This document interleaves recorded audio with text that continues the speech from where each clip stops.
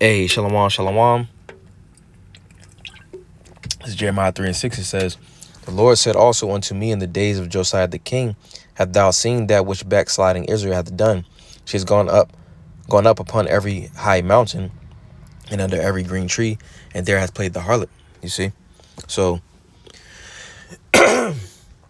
before I get started, I want to say Call Halayim La, Yahweh, Ba'ashem Yahushua, Ba'ashem HaKodash, Wa Mashna Kabadim Zakwanyana Shai Sha'alim, Wa Shalom, Wa Chasa Lahabachaya Shalom. All right, so in the Hebrew, I just said, all praise to the Most High, Yahweh Shemi Shah. Double honor to the elders and apostles of Israel, who are the elders and apostles of Great Millstone, and peace and mercy to the elect. All right, so again, Jeremiah 3 and 6, it says, "The Lord said also unto me in the days of Josiah the king, Hast thou seen that which backsliding Israel hath done? She has gone up upon every high mountain and under every green tree, and there hath played the harlot."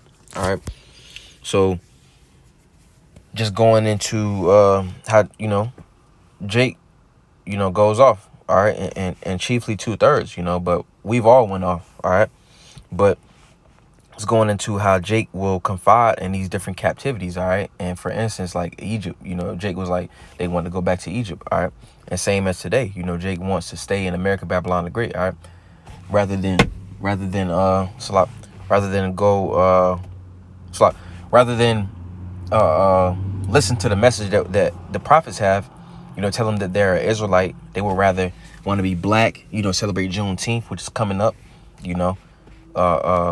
celebrate was it July 4th and the so-called Independence Day, but they're not independent from nothing. They still a part of this society. All right, the only thing that's going to give them rest is the truth, but they don't want to accept that. All right, it says, "And there hath played the harlot." I got another precept. This is Deuteronomy 6 and 4. It reads, "Hear, O Israel, the Lord our power is one Lord." You see, and we only have one power, and that's the Lord. That's how Israel played the harlot. That's how That's how we play the harlot as a whole. And two-thirds play the harlot by going after these vain philosophies. All right, but I got a couple precepts. I wanted to go into the Moors. All right, which were Jake's. All right. What actually sparked this lesson through the spirit was I had a conversation with somebody that appeared to be a Edomite, but through the spirit, they might be a Jake, because they hella rebellious. I'm just told them about some brief history on where their last name came from, which was Morris. All right, but it comes from the Moors. All right, and just through the spirit, I wanted to get some history on it. All right, but that's a brief synopsis of what the Moors are. All right, and each different captivity. What Jake like to do is Jake like to hold on to the different things he learned in these different captivities. So, for example, the Moors, Islam, what'd you call it? Sororities, fraternities, AKAs, your deltas, your Qs, the Kappas, all that shit stuff that we learned, stuff that Jake was picking up in these different captivities, the Greeks, the Romans, Egypt. Like, you got a lot of Jake that's into Egyptology. You see, that's how Jake played the harlot, going under these different mountains and green trees. All right, but let's get into it. All right, did a little bit of research through the spirit. This is right here. Okay, it's a lot. All right, so it says, "The term Moor is an exonym first used by the Christian Europeans to designate the Muslim inhabitants of Maghreb, the Iberian Peninsula, Sicily, and Malta during the Middle Ages." All right, and let's see what that term exonym means. So it says, "An endonym, also known as autonym, is a common name, a common native name for the geographical place, group of people, individual person, language, or dialect, meaning that it is used inside that particular place, group, or linguistic community in question. It is their self-designated name for themselves, their homeland, or their language." You see?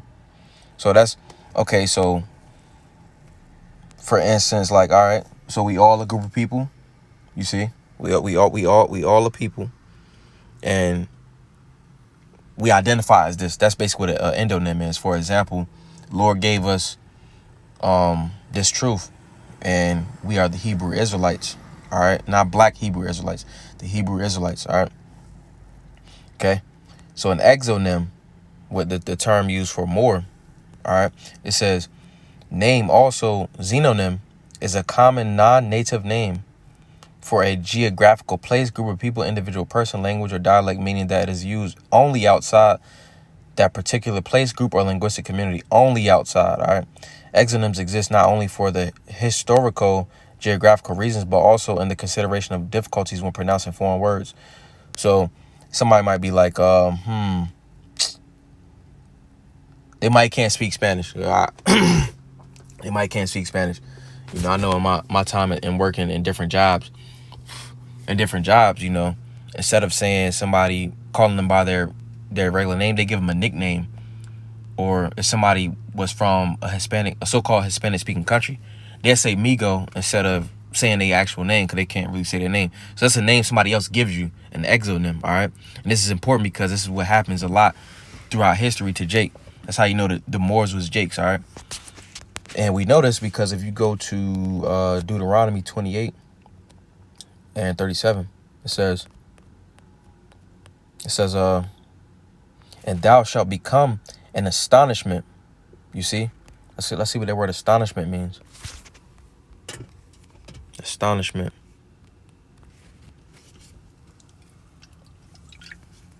Waste, appallment, horror. We became an astonishment, a wonderful thing, you know. People wonder at the Negro, Latino, Native American because we got that confusion in face. You see, we without the truth, you know. And brothers like how brothers like to go into, have you seen niggas lately, you know? You know, at 2/3 are through out here without this truth. You know, people are appalled at us as a nation. You know, that's how these other nations look at us. All right. But just going into the rest of the verse, it says, a proverb, it's a lot.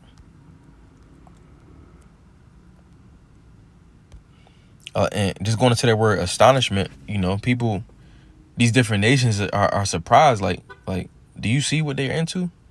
You know, that's because we went off, you know, and the Lord took this truth from us. All right. That's why we got that confusion in face. But it says, a parable, a similitude, a proverbial saying. All right.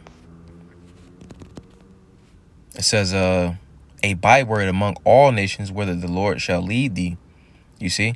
So we're byword. That's, I want to go to that because a exonym is a byword. All right. And a byword is basically a nickname. That's where you get cowboy from. That's where you get black from. That's where you get more from. All right. Taunt. You see?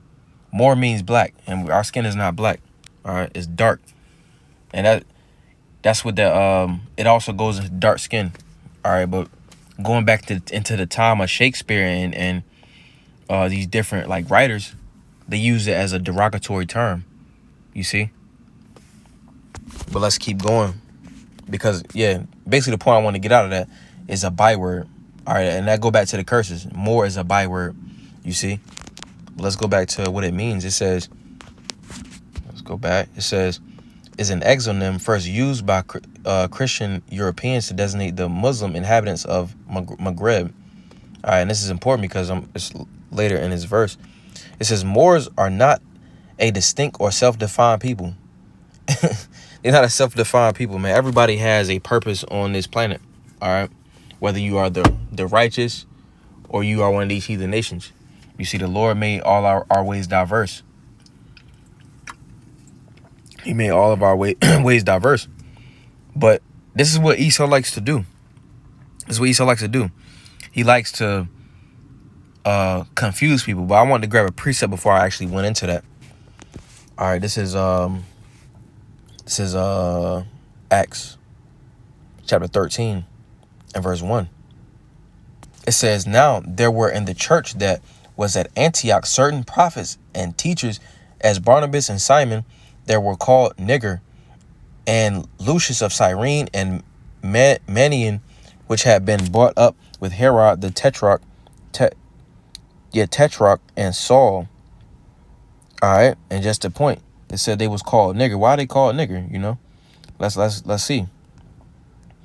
That word for nigger is, and it's not Niger, which Niger comes from so-called Moor. You see, Niger comes from so-called Moor, meaning dark-skinned, but they were called black.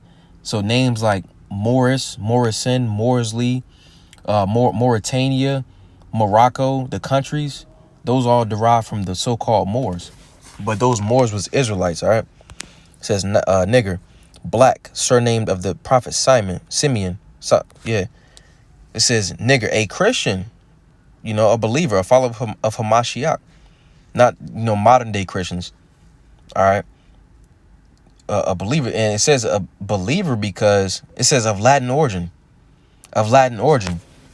So this is something that, why is it of Latin origin? All the prophets was Hebrews, you see? The prophets was Hebrews. So they wouldn't be calling themselves black. Black is a byword. They was called black and nigger because it was an exonym. It was a byword used by another nation. You see, a Christian means a believer, a follower of Hamashiach, all right? But they was called nigger, another exonym. But let's go back. It says Moors are not a distinct or self-defined people, all right? And that's not true. Basically, what Esau likes to do is he likes to cover up the history. You see, Esau covers up the history, and that's how he hid himself. He's no longer able to hide himself now. That's how he hid himself in the past. I want to get a precept.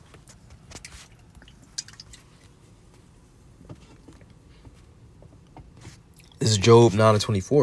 All right, it reads, the earth is given into the hand of the wicked. You see, the earth was given into the hand of the wicked, the so-called white men, the Edomite, Idumeans, you know, Adawamium, all right?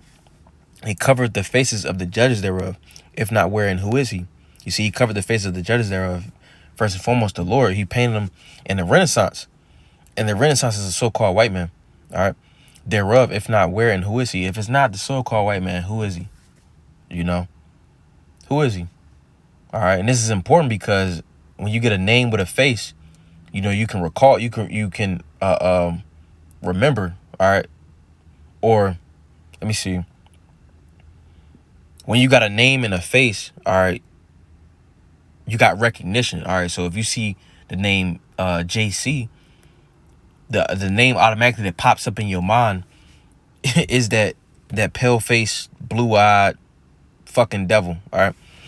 But Yahweh Shah, which is the true name of the Lord and Savior, it's a brown man, because the scriptures is what tells you that's how he looks, all right? That's how he looks, all right? He covered the face of the judges there. They did this because they want to cover themselves up. You know, they didn't want nobody to know about the wickedness, and they wanted to deceive the world, all right? And a way they did that was through the Renaissance, but as well as we had the Renaissance, and as well as to cover up the history, because if you look at the history now, you know, it's only going to go back to what they came out with. You know, I actually want to go to that as well, because the history is actually going to go to what they want you to know, because the earth is given into the hand of the wicked, so the wicked is ruling the world right now. But I wanted to get the meaning of Renaissance. Renaissance, right here. No, not this. The Renaissance, it means rebirth, but it actually goes into right here. All right, so the Renaissance classical philosophy, it says the Renaissance was a fervent period of European cultural, artistic, political, and economic rebirth following the Middle Ages, generally described as taking place from the 14th century to the 17th century. The Renaissance promoted the rediscovery of classical philosophy, literature, and art. All right, so Renaissance was the rebirth of so-called European civilization, because Jakes ruled Europe first, all right? But it was somewhere else. It basically going into the Renaissance was a oh no, here it is, the Dark Ages. So the Dark Ages is a term for the early Middle Ages. And that's when Jake was ruling. All right. Roughly from after the Roman Empire fell down, which was in roughly 476 AD. All right. To about 1609. All right. And there's some more information on that, but we'll get to it at a later point in this video. It says the Dark Ages is a term for the early Middle Ages or Middle Ages in Western Europe after the fall of the Western Roman Empire, you see, that characterizes it as marked by economic, intellectual, and cultural decline. So what is it referring to? Because it wasn't an intellectual and cultural decline on Jake's society. It was a intellectual and cultural decline on the Western Roman Empire. It's kind of hot in here. All right. But let's keep going. It says the concept of a dark age originated in the 1330s. The Italian scholar Petrarch, who regarded the post-Roman centuries as dark compared to light of classical antiquity. You see, and antiquity goes to comprising is the period of cultural history between the 8th century century before Hamashiach and the 6th century AD, centered on the Mediterranean Sea, comprising the interlocking civilizations of Greece and ancient Rome, known as the Greco-Roman world. So basically going into Edomite culture. All right, so that's what it's called the Dark Ages, because they have. It's also called the Dark Ages because if you see in this article right here, or this definition, it says the term employs traditional light versus darkness imagery to contrast the era's darkness, in parentheses, lack of records, with earlier and later periods of light, abundance of records. And what is it the lack of records of the Roman Empire? What is it the abundance of records of? In the later periods of light, the abundance of records of the classical antiquity being that Greco-Roman stuff, you know. So that's why it's referred to as the Dark and the Middle Ages, because Jake was ruling, you know. Esau, he do a play on words. He does that play on words, all right? You see? And that's how Jake, also going to the curses, that goes into, what was it? It said, thou shalt become an astonishment and a proverb, a saying. A proverb is a saying, you see? And Esau do that play on words. So, again, that falls into the curses because this is a lack of records. All right. It's different sayings that characterize Jake as a people. All right. And Esau understands that by placing certain words on Jake, you know, the nations are going to take hold of that, as well as 2/3. All right. But let's keep going. I was at Ecclesiastes 4:16. It reads, it says, verse 16, there is no end of all the people, even of all that have been before them. They also that come after shall not rejoice in him. Surely this also is vanity and vexation of spirit.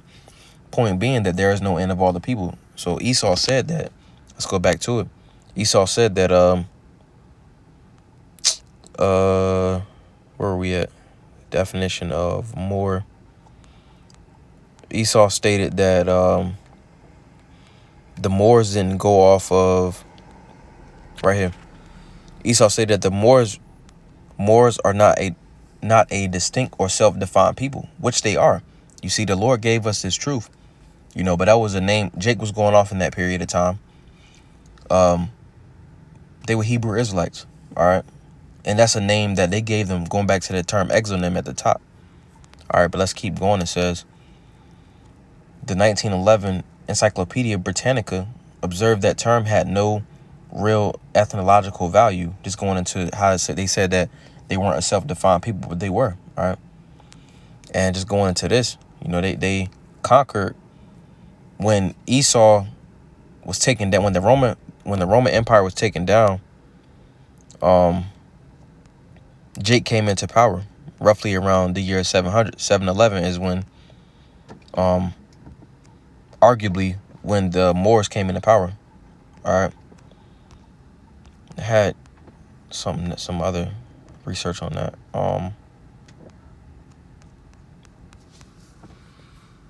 But yeah, moving on. I can't find it, but yeah, going to Micah 2:2. All right. Micah 2, chapter 2 and verse 2, it says, "And they covet fields and take them by violence, and houses and take them away. So they oppress a man in his house, even a man in his heritage." You see? And they oppressed a man in his heritage by saying that they wasn't defined by a true ethnological value. And that word ethnological goes into your culture and a few different other things. Ethnological. Or yeah, I looked it up. Ethnological goes into your culture and how you define yourself, where you come from. You know, we can't come from the land of black. All right. You see that? And they did that in this present time by saying that they the true people, but they not. All right. I also want to grab Jeremiah 23 and verse 24. Jeremiah 23 and 24. Right here it reads, it says, "Can any hide himself in secret places that I shall not see him, saith the Lord? Do I not fill heaven and earth, saith the Lord?" You see, and nobody can hide themselves from the Lord. All right. The angels are taking account of everything that's going on, you know. Esau can no longer hide himself. All right. Through the spirit, we know this is all lies. He said it was the dark ages, but he didn't have any account of himself. All right. It was an account of Jake, and we can get some information on that through the spirit. All right. But it was an account of Jake ruling in that time. All right. I also want to grab Jeremiah 49 and 10. Jeremiah 49 and 10, it says, "But I have made Esau bare. I have uncovered his secret places, and he shall not be able to hide himself. His seed is spoiled, and his brethren, his neighbors, and he is not." You know, Esau is made to nothing. The Lord is bringing down his strength to the earth. All right. And he's being exposed. The devil is being exposed. All right. Because we got this truth. All right. The Lord has risen up his men. All right. He's blessed us with his truth. It's a lot. All right. But I got a couple more things to go through.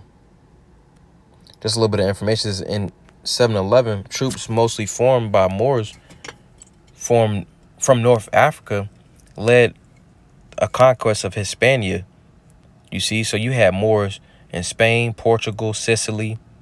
I'm not gonna read this whole thing, but well, no, actually, I'll read some of it.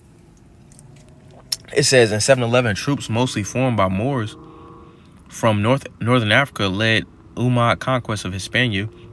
The Arabian Peninsula then came to be known as classical Arabic as all Andalus, which is at its peak included most of the Septimania and modern Spain and Portugal. In 827, the Moors occupied Marzara on Sicily, developing it as a port, then eventually went on to consolidate the rest of the island. Differences in religion and culture led to a centuries-long conflict with the so-called Christian kingdoms of Europe, which tried to reclaim control of the Muslim areas. This conflict was referred to as Reconquista. In 1224, the Muslims were expelled from Sicily to the settlement of Luceria, which was destroyed by the European so-called Christians in the 1300s. All right, and what happened in the 1300s? Let's see. The Renaissance began approximately in 1300. That's when Esau came back from them caves. You see? And let's get that too. This is Malachi chapter 3, or chapter 1 and verse 4. It says, "Whereas Edom saith, we are impoverished, but we will return and rebuild the desolate places." And this is when, you know, the Roman Empire, when Esau was brought down, you know. When he wasn't as so-called haughty, all right, when he wasn't that nigga, so to speak. "They shall build, but I shall throw down, and they shall call them the border of wickedness, and the people against whom the Lord hath indignation forever." The Lord hates Edomites, all right? But it says they will build, but the Lord's going to throw down, all right? And that happened when they came into power in the Holy Roman Empire, or not, Salak, in the Roman Empire. They was destroyed, all right, and they rebuilt in a time of the time of now. Most recently, when America was built, but the Lord's going to destroy this bitch too. All right, Salak. But let's go back. In the time of the Roman Empire was roughly 625 to 476, and what happened in 476? Let's see. Because Esau, he tried to hide himself. Let me see. Right here. The Middle Ages. Also known as the Dark Ages. Alright. They try to put different parts of history. The Dark Ages is a term for the early Middle Ages, or the Middle Ages in Western Europe. You see? So the Dark Ages, the Middle Ages are basically synonymous. It says the Middle Ages or medieval period lasted approximately from the 5th to the late 15th century. So what years is that?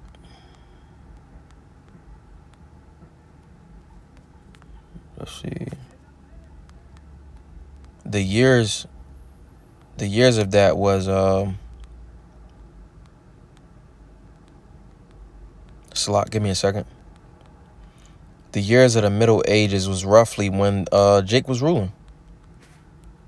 Jake was ruling in that time period.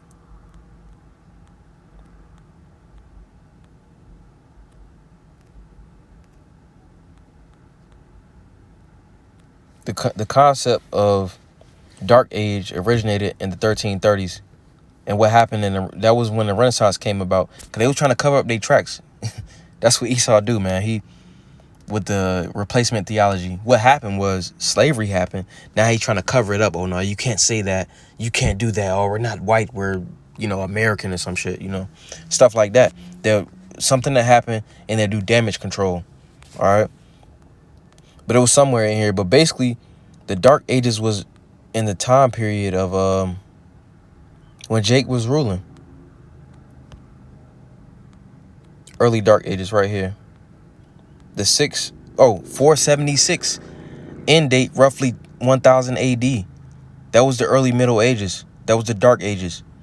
When Jake, what you gotta consider is Esau went down. The Roman Empire with the Edomites went down in 476 AD.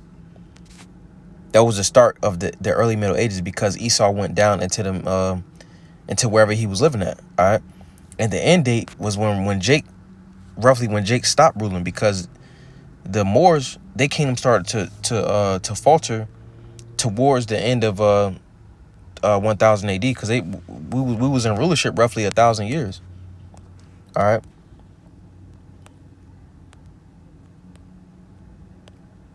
Roughly 1,000 years. You see?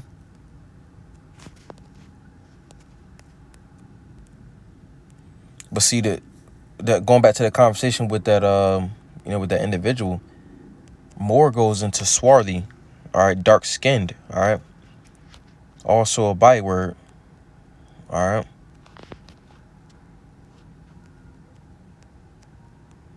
It says and actually I told her, I was like, your name comes from the Moors. Here goes some more information. North African, one of the race dwelling in Barbary, from Old French, Moor, medieval Latin Moorish, inhabitant of Martana. Who was that? The ones that founded Martana and Morocco was the Moors. All right.